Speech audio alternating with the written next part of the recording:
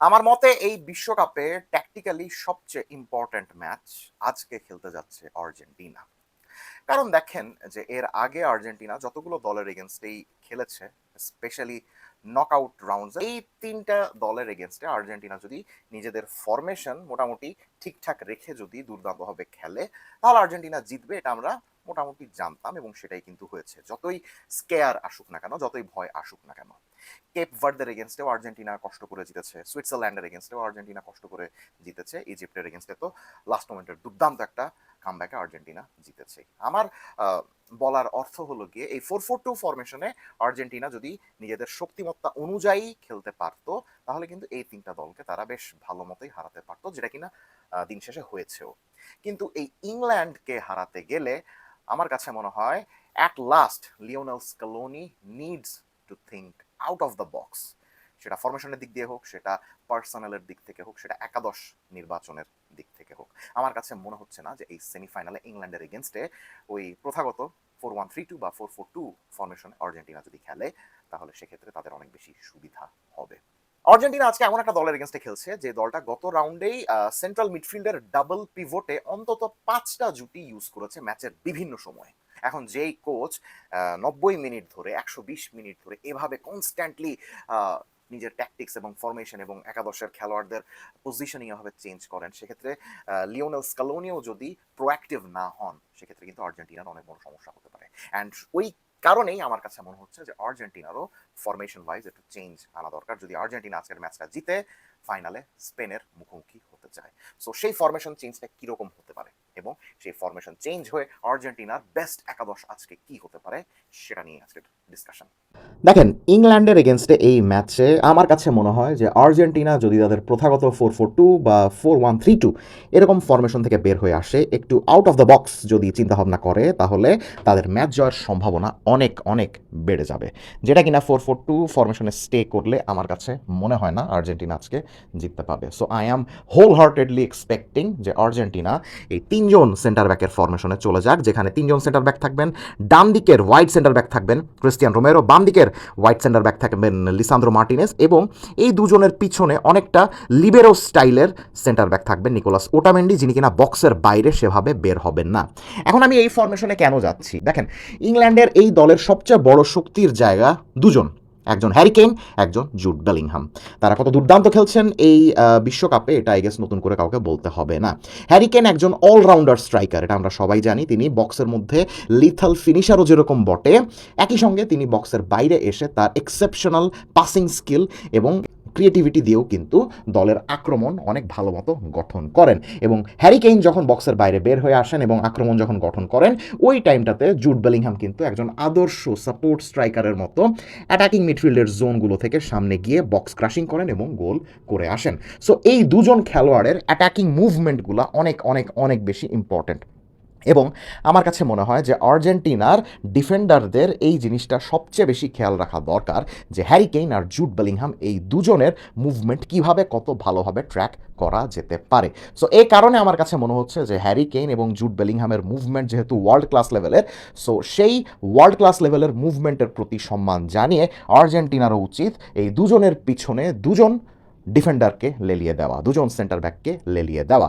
এ কারণে Cristian Romero Jude বেলিংহামকে target করবেন, because আমার কাছে যে জিনিসটা মনে হচ্ছে যে জুড বেলিংহাম যেহেতু ওই লেফট সাইডের হাফ স্পেস থেকে উপরে উঠে যেতে পছন্দ করেন এবং ডি বক্সে ক্রাশ করতে পছন্দ করেন, ওই জায়গাটাতে অ্যাগ্রেসিভ ওয়াইড সেন্টার ব্যাকের ভূমিকায় থাকবেন ক্রিস্টিয়ান রোমেরো, এবং তার পাশে লিসান্দ্রো মার্টিনেজের দায়িত্ব থাকবে হ্যারি কেইনের মুভমেন্টকে সামলানো।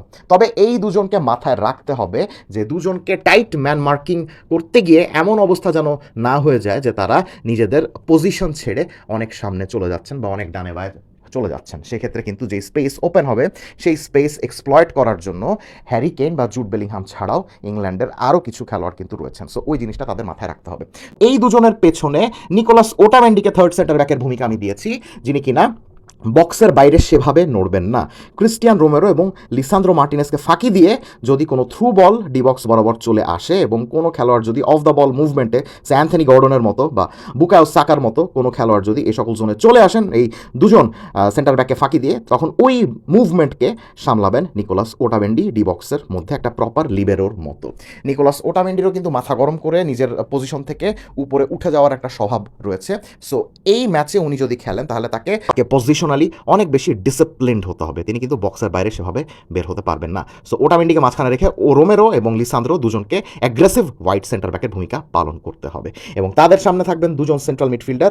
মেইন ডিফেন্সিভ মিডফিল্ডারের ভূমিকা থাকবেন লিয়ান্দ্রো পারাদেস, যিনি কিনা ফার্স্ট ফেজের বিল্ড আপ হ্যান্ডেল করবেন তার এক্সেপশনাল পাসিং স্কিলের সাহায্যে, এবং পারেদেসকে একটু পেছনে রেখে এনজো ফার্নান্দেসের ভূমিকা হবে অ্যাটাকিং মিডফিল্ডারের সাথে একটা কানেক্টরের ভূমিকা, যিনি কিনা একই সঙ্গে কানেক্টরের ভূমিকাও যেরকম পালন করবেন এবং একই সঙ্গে তার বক্স টু বক্স রোলটাকে রিজিউম করে ডি বক্সেও কিন্তু ঢুকে যেতে পারেন, এরকম একটা রোল থাকবে এনজো ফার্নান্দেজের।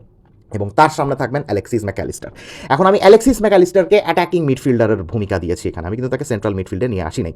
এটার পেছনে কারণ একটাই, অ্যালেক্সিস ম্যাকঅ্যালিস্টারের ফিজিক্যালিটি বেশ খারাপ এবং তিনি মিডফিল্ডের ডুয়েলস বলেন বা মিডফিল্ডের ওই প্রেসিং বলেন, এই সকল দায়িত্বটা কিন্তু অত ভালো মতো পালন করতে পারেন না যখন তার প্রতিপক্ষ হয় ডেকল্যান রাইসের মতো একজন অল অ্যাকশন মিডফিল্ডার। আমরা কিন্তু ইংলিশ প্রিমিয়ার লিগে লিভারপুলের সাথে আর্সেনালের যখন ম্যাচ হয়, লিভারপুলের সাথে নটিংহ্যাম ফরেস্টের যখন ম্যাচ হয়, তখন কিন্তু আমরা দেখেছি যে এলিয়ট অ্যান্ডারসন বা ডেকল্যান রাইস এদের এগেনস্টে কিন্তু অ্যালেক্সিস ম্যাকঅ্যালিস্টার সেন্ট্রাল মিডফিল্ডে অনেক বেশি সাফার করেন, তিনি কিন্তু সেভাবে ডুয়েলস জিততে পারেন না। সো সে কারণে ম্যাকঅ্যালিস্টারকে যদি এই সকল জায়গায় না খেলিয়ে আরেকটু সামনে অ্যাটাকিং রোল দেওয়া হয় তাহলে কিন্তু তার উপরে ওই ডিফেন্সিভ দায়িত্ব অত বেশি থাকে না। সো এ কারণে আমার কাছে মনে হয়েছে যে ম্যাকঅ্যালিস্টারকে যদি খেলতেই হয় তাহলে সামনের এই সকল জোনগুলোতেই তাকে খেলানো উচিত, rather than keeping him in this central midfield zone.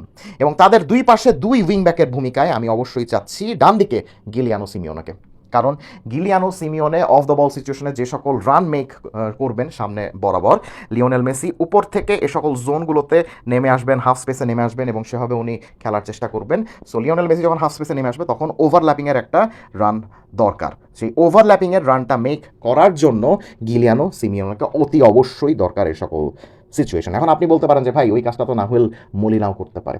So of course Nahuel মলিনাও করতে পারে, কিন্তু এই পজিশনে আজকে এমন একজন খেলোয়াড়কে দরকার যে কিনা একই সঙ্গে রদ্রিগো ডি পলের রদ্রিগো ডি পলের ওই ওয়াইড কাভারেজটাও দিতে পারে, কনস্ট্যান্টলি উপরে নিচে করতে পারে ফিজিক্যালিটির সাহায্যে এবং অসাধারণভাবে এনার্জেটিক ওয়েতে প্রেসিং করতে পারে এবং লিওনেল মেসিকে ভেতরে ঢুকতে সাহায্য করে এবং এই সকল জোন থেকে ক্রসিং করতে পারে এবং সময় সুযোগ মতো বক্সে ঢুকে গিয়ে ফিনিশও করে দিয়ে আসতে পারে। সো এই ভূমিকাটা আগে রদ্রিগো ডি পল করতেন, কিন্তু রদ্রিগো ডি পলের অবস্থা যেরকম খারাপ তাই ওয়াইড জোনে তাকে ডিফেন্ড করার সাহস দেখাতে পারতেছি না আর কি। সো ওই জায়গাটাতে খেলা দেখানোর জন্য আজকে অতি অবশ্যই গিলিয়ানো সিমিওনকে এ সকল জোনগুলোতে নামতে হবে, এটার অল্টারনেটিভ কোনো ওয়ে নাই আর কি। আজকে যদি গিলিয়ানো সিমিওনে না নামেন এবং তার জায়গাতে যদি রদ্রিগো ডি পল খেলেন তাহলে আর্জেন্টিনা সাপোর্টারদেরকে উপরওয়ালার দিকে তাকিয়ে থাকা ছাড়া কোনো আর কি ওয়ে নাই। সো আজকে এক্সপেক্ট করবো যেন গিলিয়ানো সিমিওনে এই জোনগুলোতে খেলেন এবং বাম দিকে মোটামুটি একই ধরনের ভূমিকাতে খেলবেন তালিয়াফিকো, তার ভূমিকাটা এক্সপেক্ট করবো যেন একটু কনজারভেটিভ হয়, বিকজ তাহলে গিলিয়ানো সিমিওনের অ্যাটাকিং মুভমেন্টের সঙ্গে তার একটা কম্বিনেশন হবে ঠিকঠাক মতো। গিলিয়ানো সিমিওনে যখন উপরে উঠে যাবেন তখন তিনি একটু কনজারভেটিভ ওয়েতে নিচে নেমে গিয়ে বাকি ডিফেন্ডারদেরকে সাহায্য করবেন এবং যখন দরকার হবে তখন তিনি উপরে উঠে গিয়ে তিনিও কিন্তু একটা লেফট সাইডের অ্যাটাকিং আউটলেটের ভূমিকা পালন করেন, যেটা কিনা আমরা গত 2 ম্যাচ ধরে দেখছি। সো সময় সুযোগ মতো তিনি তার ওই রোলটাও কিন্তু রেজিউম করতে পারেন এবং উপরে যথারীতি হুলিয়ান অ্যালভারেজ এবং লিওনেল মেসির জুটি আমরা দেখতে চাই। Julian Alvarez needs to make a lot of the ball runs, যেটা কিনা তিনি এবারে অত বেশি করছেন না, কিন্তু এখন দেখব যে লিওনেল মেসি যখন মাঝখানে সকল জোনগুলোতে চলে আসেন তখন অ্যালভারেজ যেন ডিরেক্টলি ওই সকল জোনে যেতে চান। এখন লিওনেল স্ক্যালোনিকে যতটুকু চিনেছি আমার কাছে মনে হয় না তিনি একাদশে একজন বা দুজনের থেকে বেশি বদল আনবেন। সো আমার এই একাদশে মোটামুটি ইউজুয়াল একাদশের থেকে দুইটাই চেঞ্জ আছে, একটা হলে গিয়ে ওটামেন্ডি এবং একটা হলে গিয়ে গিলিয়ানো সিমিওনে। তবে সবচেয়ে ভালো হইতো যদি দুইজনের থেকেও বেশি চেঞ্জ আনতে পারতেন বা আনতেন লিওনেল স্ক্যালোনি, সেক্ষেত্রে আমি অ্যালেক্সিস ম্যাকঅ্যালিস্টারকে হয়তোবা এই সকল জোনে রাখতাম না, সেক্ষেত্রে আমি বাড়তি ডুয়েল এবং বাড়তি পাসিং প্রেসেশন এবং প্রেসিংয়ের জন্য এই জায়গাটাতে আইদার নিকো পাস বা ভ্যালেন্টিন বার্কোকে নিয়ে আসতাম, কিন্তু আমার কাছে মনে হয় না সেমিফাইনালে লিওনেল স্ক্যালোনি এই 3-4 জন খেলোয়াড় একাদশে চেঞ্জ আনবেন। সো আমার কাছে যেটা মনে হচ্ছে যে ন্যূনতম 1 বা সর্বোচ্চ 2 এই খেলোয়াড়দের চেঞ্জ করবেন লিওনেল স্ক্যালোনি, যে কারণে আমি আমার এই একাদশে 2 জন খেলোয়াড়ের বদল এনেছি, একটা ওটামেন্ডি এবং একটা গিলিয়ানো সিমিওনে। এখন আর্জেন্টিনা যদি 4-4-2 ফরমেশনে খেলে তাহলে সেক্ষেত্রে আমার মনে হয় না যে আজকে আর্জেন্টিনা ম্যাচটা জিততে পারবে, because they need more defensive security and they need greater wide space defending. এই সকল জোনগুলোতে ডিফেন্ডিং রদ্রিগো ডি পল একদমই ভালো মতো করতে পারছেন না। সো ওই জায়গাতে গিলিয়ানো সিমিওনের আসা মাস্ট, এবং হ্যারি কেইন এবং জুড বেলিংহামের ডুয়েল মুভমেন্টটাকে কন্ট্রোল করার জন্য লিসান্দ্রো মার্টিনেজ এবং রোমেরোর পাশাপাশি আরেকজন এক্সট্রা ডিফেন্ডারের অনেক বেশি দরকার। এবং রোমেরো এবং লিসান্দ্রো মার্টিনেজ যখন এই সকল ওয়াইড স্পেসগুলোতে অ্যাগ্রেসিভলি ডিফেন্ডিং করবেন পেছনে ওটামেন্ডিকে রেখে, তখন কিন্তু মিডফিল্ডে ইংল্যান্ডের পা থেকে বল কেড়ে নেওয়ার সম্ভাবনাও কিন্তু অনেক বেড়ে যাবে। আমরা কিন্তু এই বিশ্বকাপে দেখেছি যে ইংল্যান্ড মিডফিল্ডের বিভিন্ন ডুয়েলস বা মিডফিল্ডের ফিজিক্যালিটিতে জিতলেও কখনো কখনো দেখা যায় যে তারা সেন্ট্রালি যখন বল প্রোগ্রেস করতে যায়, ড্রিবলিংয়ের মাধ্যমে হোক বা বল ক্যারিংয়ের মাধ্যমে হোক বা রিস্কি পাস অ্যাটেম্প্ট করার মাধ্যমে হোক, তারা কিন্তু মাঝখানে এ সকল জোনগুলোতে বেশ বল হারায়, এবং ওই বল হারানোর কারণে কিন্তু তারা বিপজ্জনকভাবে ট্রানজিশন সিচুয়েশন হজম করে। সো ওই ট্রানজিশন সিচুয়েশন ক্রিয়েট করার জন্য কিন্তু রোমেরো এবং লিসান্দ্রোর এই সকল জোনগুলোতে অ্যাগ্রেসিভ হওয়ার অনেক বেশি দরকার আছে। এবং সবচেয়ে বেশি ইম্পর্টেন্ট হলে গিয়ে 3টা ডিফেন্ডারকেই পজিশনালি অনেক বেশি ডিসিপ্লিনড থাকতে হবে। প্রতিপক্ষের মুভমেন্ট দেখে দেখে আপনি যদি নিজেদের জায়গা ছেড়ে দিয়ে সামনে চলে আসেন এবং পেছনে যদি জায়গা ক্রিয়েট করে ফেলেন, ওই সকল জোনগুলোতেই কিন্তু দৌড়ে ঢুকে যেতে পছন্দ করেন জুড বেলিংহাম। আর মাঝখানে ম্যাকালিস্টার খেলুক বা বার্কো খেলুক বা নিকো পাস খেলুক, আর ডান দিকে গিলিয়ানো সিমিওনে খেলুক, এই খেলোয়াড়দেরকে ইনশিওর করতে হবে যে আর্জেন্টিনার মিডফিল্ডের বল সার্কুলেশন যেন অনেক ফাস্ট হয়, এবং আর্জেন্টিনা যখন কাউন্টার অ্যাটাকিং সিচুয়েশন পায় তখন যারা অতি দ্রুত গতিতে যেন কাউন্টার অ্যাটাকিংয়ে উঠে যায়, নাহলে কিন্তু তারা গোল করতে পারবে না। এই সমস্যাটা আমরা এই বিশ্বকাপে শুরু থেকেই দেখে আসছি। আর্জেন্টিনার মিডফিল্ডাররা একটা জিনিসে এগিয়ে থাকবেন, সেটা হলো গিয়ে বল সার্কুলেশন এবং ম্যাচ কন্ট্রোলের দিক থেকে। মিডফিল্ড কন্ট্রোলের দিক থেকে আর্জেন্টিনার মিডফিল্ডাররা এগিয়ে থাকবেন, কিন্তু মিডফিল্ডে ডুয়েল জেতা বা মিডফিল্ডে বল কেড়ে নেওয়া বা মিডফিল্ডে প্রেসিং করা বা হুট করে ট্রানজিশনে বল ক্যারিং করে উঠে যাওয়া, এই দায়িত্বটা কিন্তু আর্জেন্টিনার মিডফিল্ডার থেকে ইংল্যান্ডের মিডফিল্ডাররাই ভালো করতে পারবেন। সো সেই দিকেও কিন্তু আর্জেন্টিনার সেন্টার ব্যাকদেরকে অনেক বেশি সতর্ক থাকতে হবে। অ্যান্ড আর্জেন্টিনার আরেকটা সুবিধার জায়গা হলো গিয়ে সেট পিস। এবারের বিশ্বকাপে আর্জেন্টিনা সেট পিস থেকে বেশ কিছু গোল করেছে, কর্নার থেকে বেশ কিছু গোল করেছে, আমরা জানি।